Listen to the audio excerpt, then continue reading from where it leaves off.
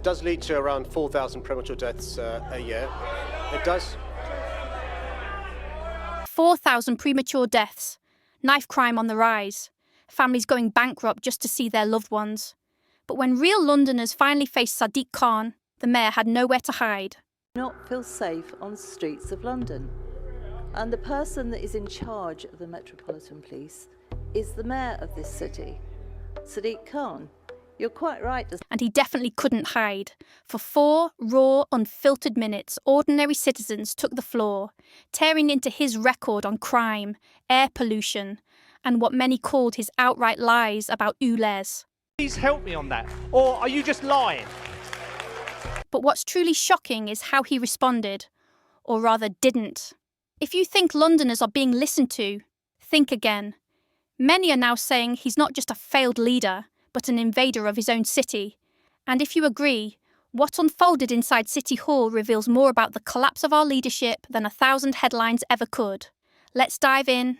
I'd like the panel's opinion, please, or the Assembly's opinion, on the fact that Shirley Rodriguez tried to influence Imperial College to change the wording on their report about the effects of ULEZ. And the gentleman number 3 there. There you go. Hi, Mr. Mayor, I'm trying to get, I'm getting money together to get a monument to these 4,000 Londoners that die each year, but I cannot find any names to go on those. Can you please help me on that, or are you just lying?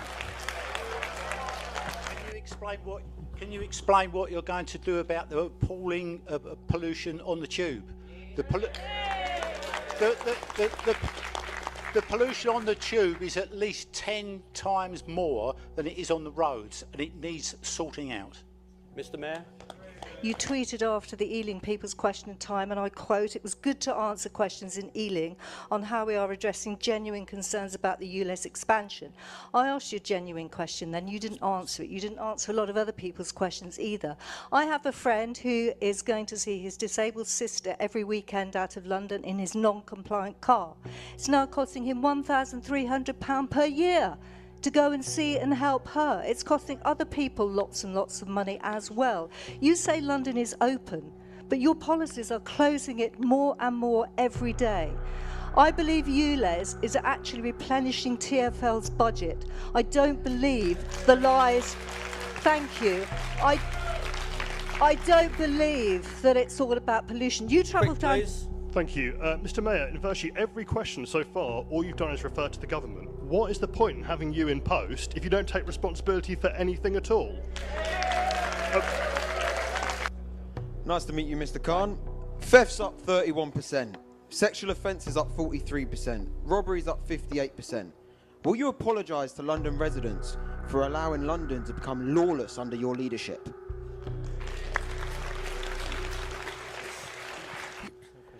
What are you, Mr. Mayor, going to do about the knife crime in London? It's out of control. People are dying on a weekly basis and nothing seems to be happening. We need it taken into control. People are scared and frightened to walk out on their streets now. And it's all down to you because you're not doing anything. Thank you. Actually, the gentleman at the back, I really feel for you, because I think most of us in this audience absolutely appreciate that very few of us, if any of us, feel safe. We do not feel safe on the streets of London. And the person that is in charge of the Metropolitan Police is the mayor of this city, Sadiq Khan. You're quite right, Assembly Member Desai, we do need proper leadership. And the Metropolitan Police is certainly not getting it by our police and crime commissioner. Now, there's a whole host of issues, air quality or other issues as well. And the advice from the experts is quite clear. Air pollution, exposure to air pollution is not safe at any level. It does lead to premature deaths in our city. According to the experts, around 4,000. Sir, let the Mayor answer, please. So it does lead to around 4,000 premature deaths a year. It does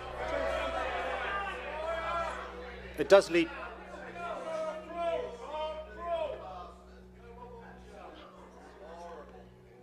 It does lead to children having stunted lungs forever. it does lead to adults having a whole host of health issues, from asthma to cancer, dementia. Come on,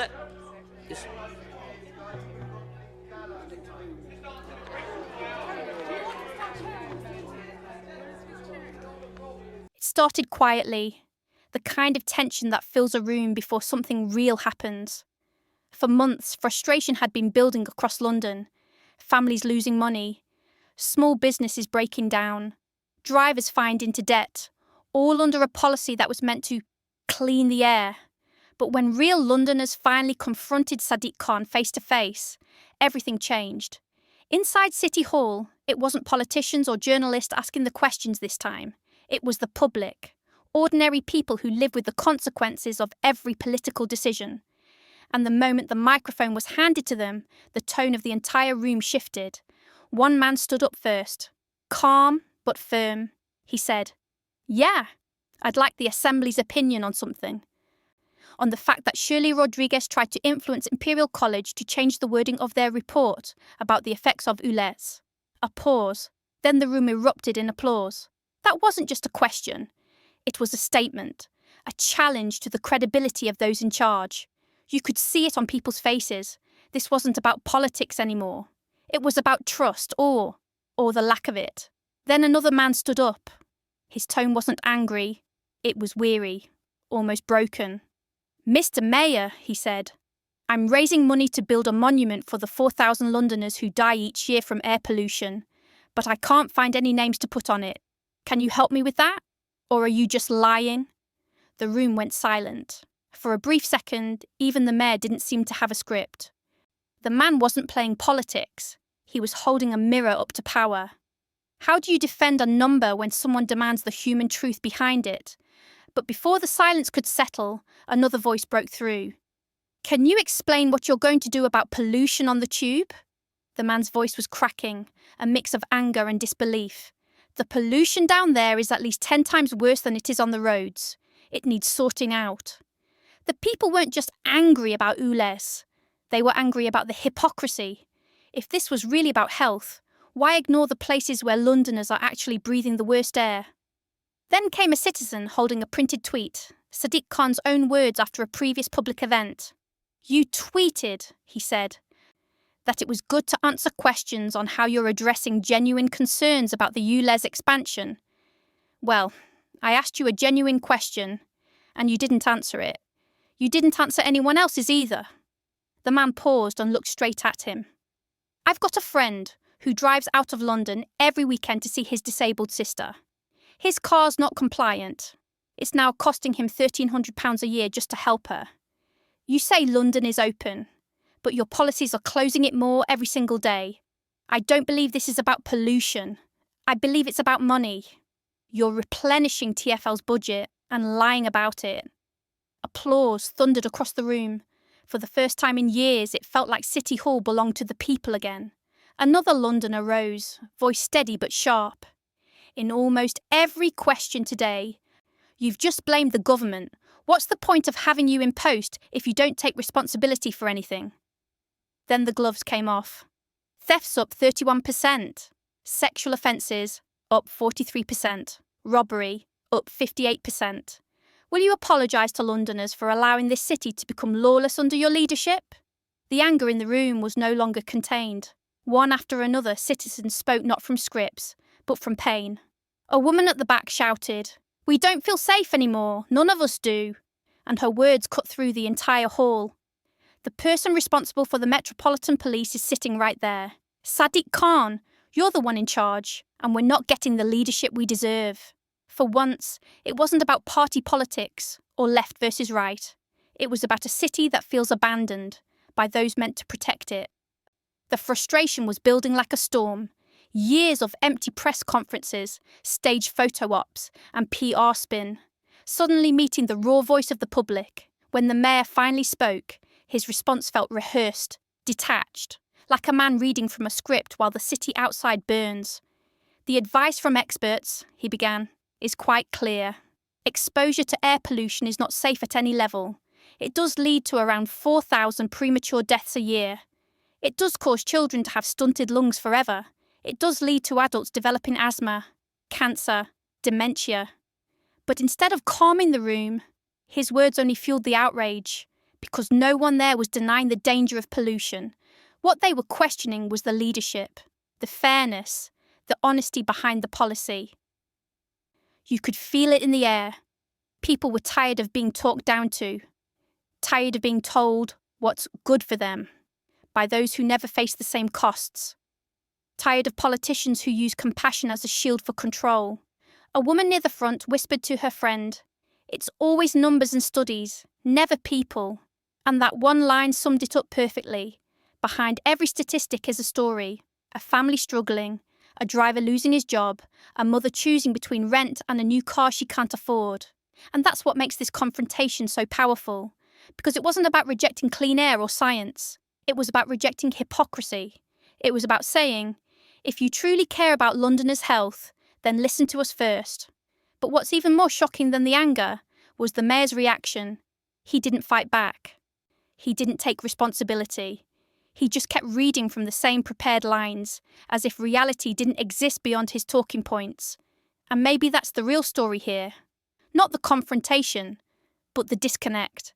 A government that claims to serve the people, yet can't even face them without retreating into excuses.